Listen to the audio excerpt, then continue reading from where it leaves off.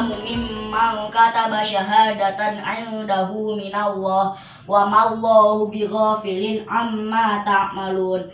Tilka ummatun qad khalat laha ma kasabat wa lakum ma kasabtum wala tus'aluna amma kanu ya'malun. Shadaqallahul azim. Masya Allah, lu ngapain Bi? Lagi ngapal. Ngapal apa? Juz 1 terakhir. Juz 1. Bi, ngobrol bentaran yuk. Ayo, Di sini boleh. nih, di sini nih. Ayo pengen ngobrol-ngobrol nih sama kamu, ya. Duduk dah situ. Nah, ini mumpung kamu ada di rumah nih. Kan kamu lagi liburan di rumah kan ya? Besok ya? Enggak deh. Berarti ini kan Senin, Selasa, Rebo. Rebo kamu kan pulang nih. Berarti 2 hari lagi. Sebenarnya enggak 2 hari. 1 hari lagi kamu besok seharian di rumah. Terus besok pagi kita siap-siap berangkat lagi balik antar kamu ke Sarang Rembang. Nah, mumpung kamu di rumah, saya mau tanya-tanya dikit boleh dong? Boleh. Nah, tanya-tanya dikit. Ini kan pengalaman pertama kamu mondok ya? Berapa bulan berarti ini tahun pertama kamu mondok? 6 bulan ya? 6 bulan. Tapi sebelumnya kamu kayaknya perkenalkan diri lu dong, iya gak? Kenalin ke pemirsawan, asik. Kamu di siapa? Terus sekarang lahir di mana? Umurnya berapa? Belajar di mana sekarang? Assalamualaikum warahmatullahi wabarakatuh. Waalaikumsalam warahmatullahi wabarakatuh. Perkenalkan, nama saya Alvaro Abian Rustanto. Saya lahir di Bekasi. Bekasi kamu? Oh iya ya, kamu di Cibubur ya? Iya. Iya. Terus Tanggal 4 Juli Juli 2010. sekarang belajar Saya sekarang mondok di Al Anwar 2, yaitu di Sarang Rembang, Jawa Tengah. Al Anwar 2 itu kan punya banyak pondok ya. Iya. Jadi Al Anwar 2 tuh kamu tuh di pondok mana sekarang? Kalau Abi di pondoknya di Manhal Furqan. Anwar tuh pimpinan siapa? Apa jelasin dong? Oh. Berapa? Kalau Al Anwar itu dipimpin sama Kiai Haji Anwar 2 Pusat. Anwar 2 pada pusat kan beda juga. Al Anwar 2 Pusat. Oh, Anwar 2 pusat namanya. Iya. Oke. Dipimpin sama Kiai Abah Ubab Maimun Zubair. Mbah Ubab. Iya. Maimun Zubair. Anak pertama tuh anak pertama Mbah Maimun rahimahullah taala wa. Nah, kamu sekarang di mana? Halul Furqan ya, Mas? Iya. Aku di Manhal Furqan yang di situ dipimpin sama Gus Rokib Ubab, anaknya Abah Ubab. Anaknya Mbah Ubab. Kamu cerita dulu dong, aktivitas kamu dari mulai bangun sampai kamu tidur tuh apa aja di MHF di mana? Jadi di situ tuh bangun sholat subuh. Normal. Terus habis sholat subuh tuh halakoh pagi. Habis halakoh pagi habis makan, terus sekolah. Habis sekolah pulang tuh sekolah terus dari sekitar jam setengah 8 Oh, sekolah jam setengah 8 sampai jam 12.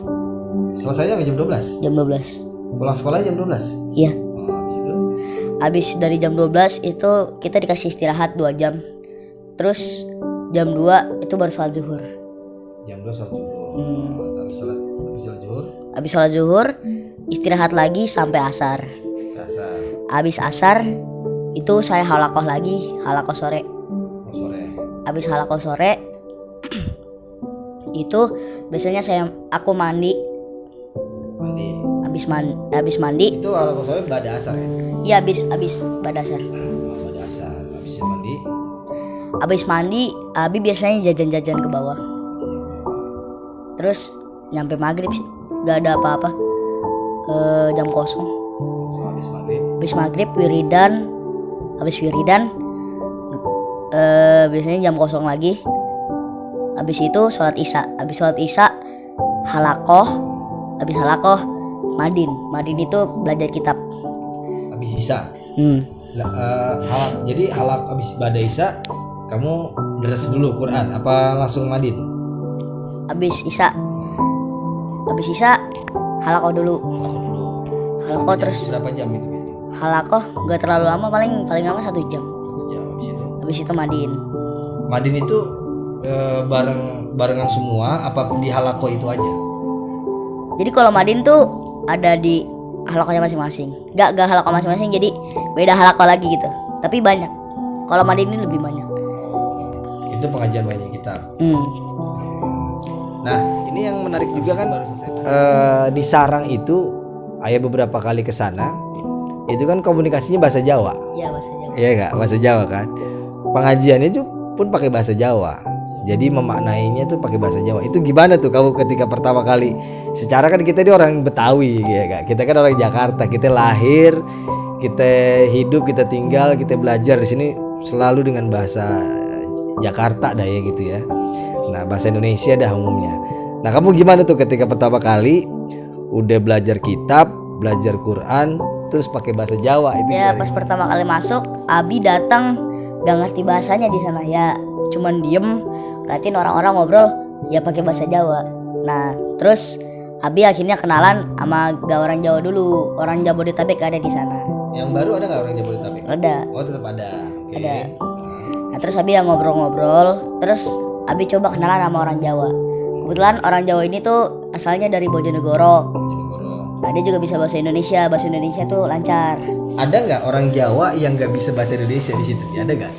Bukan gak bisa bahasa Indonesia, gak lancar bahasa Indonesia gitu. Oh, nggak lancar maksudnya? Iya, maksudnya nggak lancar, bukan nggak bisa lah. Kalau bisa pasti bisa ya. Iya. Tapi emang dia susah gitu? Apa nggak lancar bahasa Jawa? Ada nggak orang gitu? Ada juga? Ada. Ada juga. Tapi kan di sekolah nggak kalau gitu? Sekolah Nah, di sekolah penerangannya pakai bahasa Jawa, bahasa Indonesia. pakai bahasa Jawa. Di sekolah juga pakai bahasa Jawa. Pakai bahasa Wah, Jawa. asik. Jadi ketika di sekolah jelasin matematika, kamu belajar juga dong matematika kan? Belajar. Matematika. Bahasa Inggris pakai bahasa Jawa juga. Enggak, kalau bahasa Inggris ya paling cuman 60% pakai bahasa Jawa. Oh, tapi tetap pengantarnya bahasa Jawa. Tetep. Nah, terus gimana tuh kamu menyerap ilmu yang disampaikan guru ketika bahasa Jawa, gimana tuh kamu? Nah, makanya aku kan kenalan sama orang Bojonegoro tuh. Nah, dia kebetulan juga bisa lancar bahasa Indonesianya. Akhirnya pada saat itu Abi langsung minta, ajarin dong bahasa Jawa. Nah, dari mulai situ Abi belajar dikit-dikit bahasa Jawa dan lama-lama lancar-lancar dikit gitu. Kalau sekarang lancar apa baru sedikit-sedikit bahasa Jawa? Kurang lancar sih. Tapi sehari-hari komunikasi pakai bahasa Jawa nggak sih? Udah mulai. Udah mulai bahasa Jawa. Iya. Ya, oke. Terus karena apa aja yang kamu rasakan berbeda ketika kamu di rumah, terus kamu di pondok tuh apa yang ketara banget bedanya tuh dari apanya? Ketara yang beda ya. Dari mulai makannya sih. Makan. Kan kamu orangnya doyan makan kan ya, makan. Iya. Ayo makan, terus apa lagi? Habis makan terus masalah kebersihan gitu. Kebersihan. Contohnya pada saat mandi ngantrinya harus panjang. Jadi kayak Iya, di sana kan kamar mandinya nggak begitu banyak ya. iya, Kalau nggak salah, itu kan dia 4 lantai apa 3 lantai sih? MAF. 4, tapi lantai 4-nya kosong. Gak ada apa-apa. Oh, lantai 4 kosong. Ya berarti 3 lantai. Berarti 3 lantai yang dipakai. Ya, Satu lantai berapa orang Bi? Yang kalau kira-kira kamu 70-an paling. 70-an. Ada berapa? Kalau nggak salah cuma 3 kamar mandi ya. Selantai itu dikasih 3 kamar mandi ya. Tapi kan di bawah ada kamar mandi Bi. Di bawah banget tuh kalau nggak salah yang di. Ada kamar mandi. Nah, itu bisa dipakai nggak?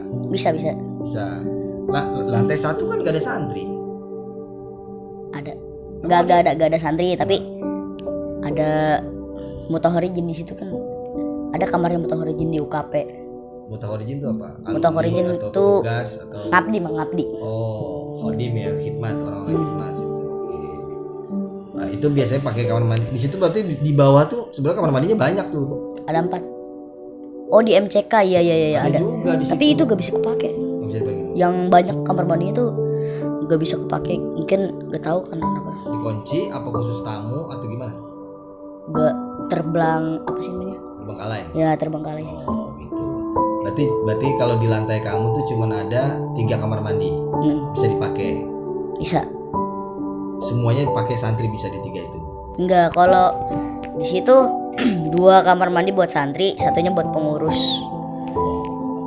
70 santri itu udah termasuk satu lantai itu udah termasuk pengurus 70 santrinya. Ada pengurus. Berapa pengurusnya di satu lantai itu berapa? Mungkin sekitar 6 lah. 6. Berarti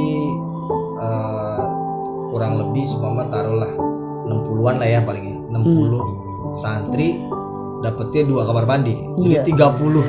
Satu kamar mandi 30 ini. Makanya. 30 santri. Ya makanya. Terus jangan-jangan kamu jarang mandi kalau pagi, saya tanya. Makanya kalau Abi biasanya kalau pagi tuh mandinya sebelum subuh. Tapi itu jarang banget. Loh, jarang. Iya. Wah, harusnya memang. Jadi, ya oke, terus itu dari makan, dari mandi, terus apa lagi? Dari apa lagi? Terus bahasa udah ya. Bahasa ya. Udah.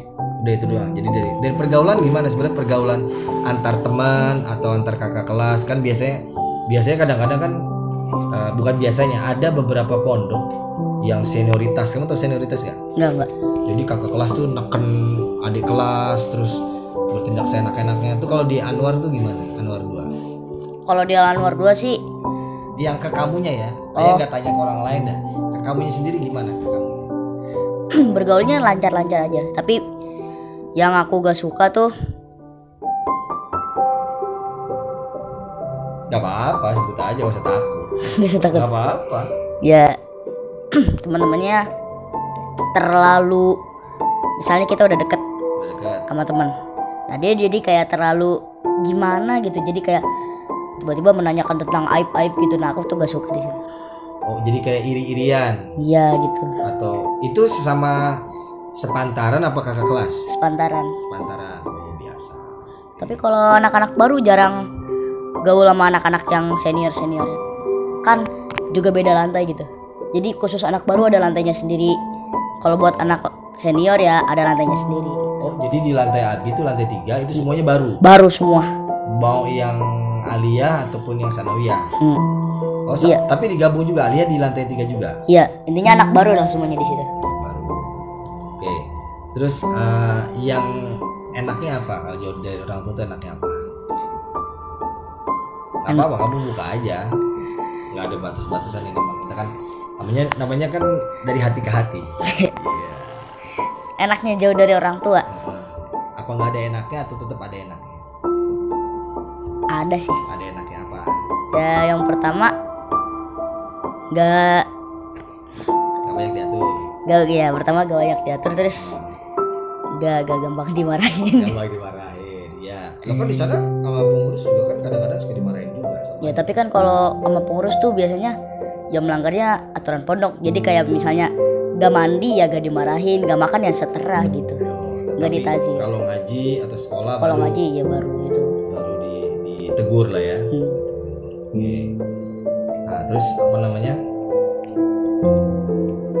Kalau dari kamu nih, jujur, ketika pertama kali ada nggak perasaan, aduh, kayaknya aku nih nggak cocok di pondok nih, aku pengen pulang aja deh. Pernah nggak ada rasa-rasa gitu atau memang nggak ada tuh? Aduh, nggak mau mondok lagi deh. Selama 6 bulan ini di awal-awal tahun ini, Gak ada. Hmm? Gak ada. sama sekali nggak ada. Aku malah semangat. Jadi kayak misalnya ketemu teman-teman baru ya jadi semangat aja gitu. Jadi misalnya kalau ngafalin misalnya ya, jadi kayak ada saingan. Kalau di rumah kan ngafalin kan males. Tapi kan kalau di pondok tuh ada saingan yang banyak. Jadi ada kompetitor namanya. Iya. Jadi mencari, tapi dalam mana positif. Abi sama Ayah tuh kan sama. Maksudnya samanya gimana? Kita sama-sama pernah ngerasain dunia pondok. Ayah pun demikian. Jadi semua hal yang gak enak, semua hal yang kadang-kadang bikin kita aduh. Contoh nih kan Abi nih ada gatal-gatal nih, ya gak tuh kalau dilihat itu dia gatal-gatal tuh. Ya itu wajar, itu memang penyakit pondok. Apalagi kamar mandi barengan, ya gak. Terus jangan suka pinjam-pinjam anduk. Kalau kayak gitu, jangan. Baju pun juga jangan. Maksudnya bukan kitanya pelit ya, tapi memang untuk menghindari hal-hal yang tidak diinginkan. Sebenarnya begini, ayah kan pernah bilang ke kamu. Jadi tujuan utama orang dipondokin itu harusnya orang tua mondokin bukan untuk menjadi ustadz kalau ayah, tapi untuk apa? Untuk menjadi seorang santri. Karena makna santri itu luas. Atau bahasa ininya adalah untuk menjadi dai. Tahu nggak dai? Dai itu bukan penceramah. Dai itu bukan ustadz. Ad-da'i ilallah itu artinya orang yang mengajak ke jalan Allah. Karena apa? Karena kan Allah di dalam Al-Quran bilang apa?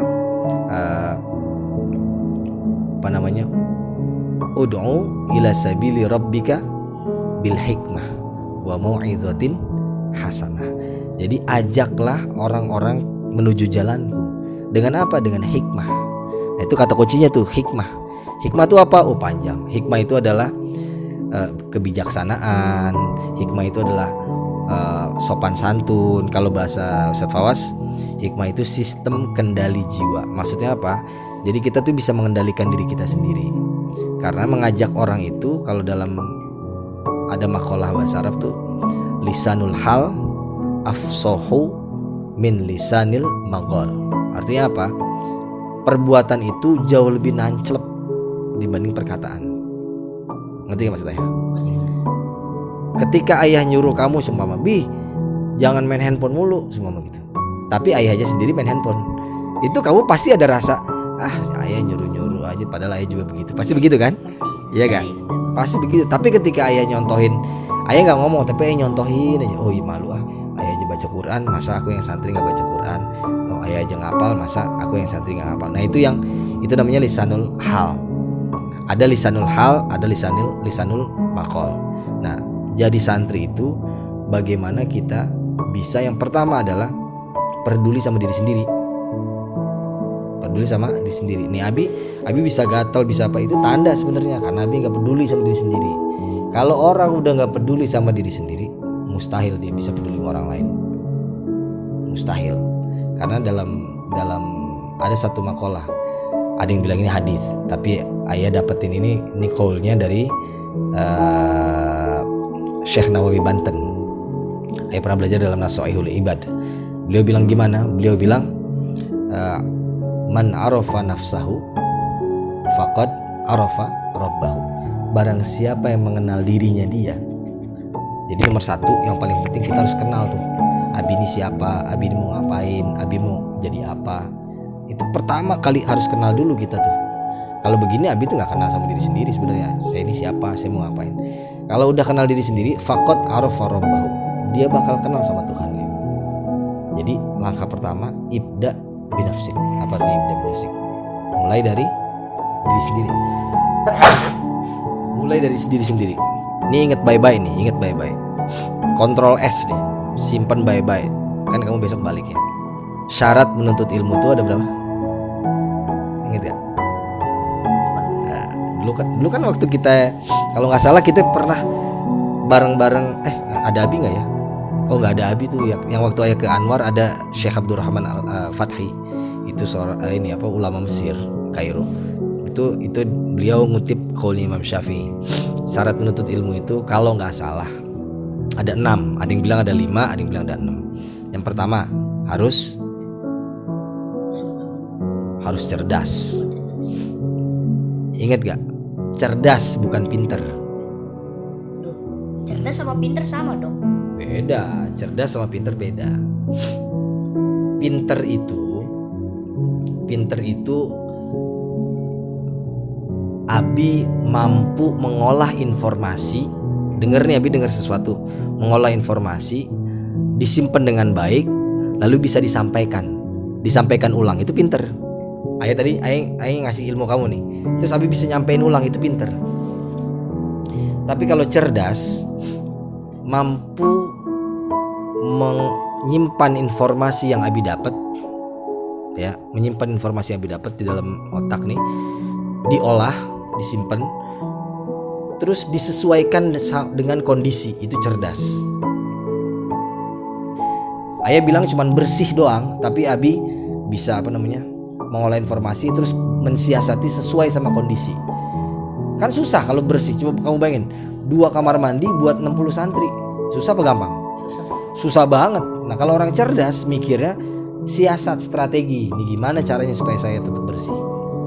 Ngerti itu cerdas. Imam Syafi'i bilang yang pertama butuh kecerdasan. Tapi cerdas pun nggak cukup. Yang kedua apa? Harus bersungguh-sungguh. Manjadda wajad. Siapa yang bersungguh-sungguh, maka dia akan berhasil. Himmatur rijal tahdimul jibal. Kesungguhan seorang laki-laki mampu menghancurkan gunung. Itu ada makalah Arab begitu. Himmatur rijal tahdimul jibal. sungguh-sungguh. Cerdas doang, kalau nggak sungguh-sungguh percuma. Jadi cuma ngandelin pinter aja, tapi dia nyantai, tetep aja tuh nggak kepake tuh. Harus sungguh-sungguh. Nih para ulama-ulama tuh, orang-orang soleh itu orang yang paling sungguh-sungguh, sungguh-sungguh. Cerdas, sungguh-sungguh. Siapa lagi? Terus Dia udah cerdas, dia sungguh-sungguh. Tapi dan juga apa? Butuh biaya. Nah kalau biaya kamu gak usah pikirin. Udah urusan ayah, udah urusan bunda, udah urusan orang tua. Itu mah kan setiap bulan ayah kirimin bayaran.